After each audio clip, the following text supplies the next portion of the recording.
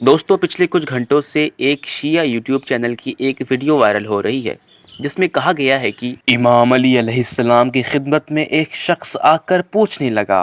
امام مہدی کے ظہور کی سب سے حیرت کن نشانی کون سی ہے؟ بس جیسے ہی یہ پوچھا تو امام علی علیہ السلام نے فرمایا، اے شخص یاد رکھنا، جب میرے بیٹے مہدی کے ظہور کا وقت قریب آئے گا تو اللہ کا گھر ویران ہو جائے گا، انبیاء اولیاء کے مزارات کو بند کیا جائے گا، اس وقت خوف اتنا عام ہو جائے گا کہ انسان کو چھونے سے ڈرے گا اور یوں ہر انسان ایک دوسرے سے دور ہوتا جائے گا۔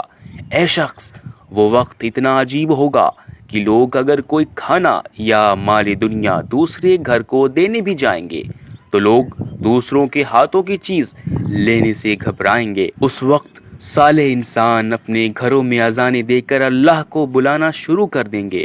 اللہ سے مدد مانگنا شروع کر دیں گے۔ اے شخص جب وہ وقت آ پہنچے تو خواہشات کو چھوڑ دینا، اللہ سے ڈرتے رہنا، کیونکہ وہ وقت دنیاوی خواہشات کے پیچھے بھاگنے کا نہیں بلکہ اللہ سے اپنے گناہوں کی معافی مانگنے کا ہوگا۔ تو دوستوں یہ کچھ باتیں تھیں جو ویڈیو میں بیان کی گئی تھی۔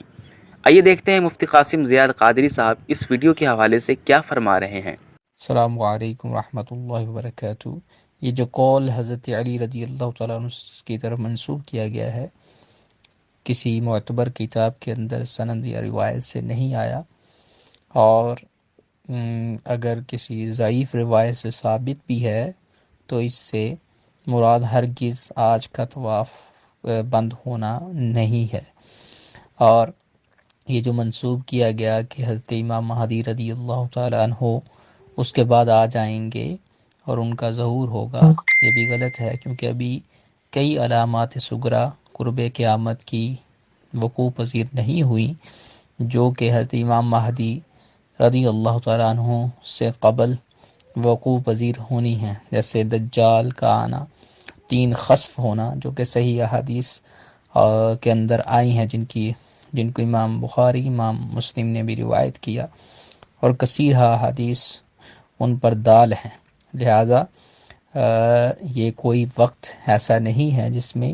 امام مہدی کے نزول کی کوئی بشارت یا کوئی اس طرح کا سلسلہ ہو۔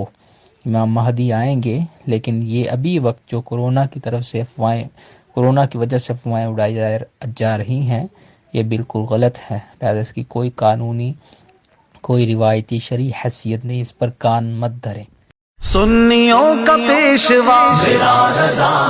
رضا، عاشقوں کا رہنما میرا رضا، خائف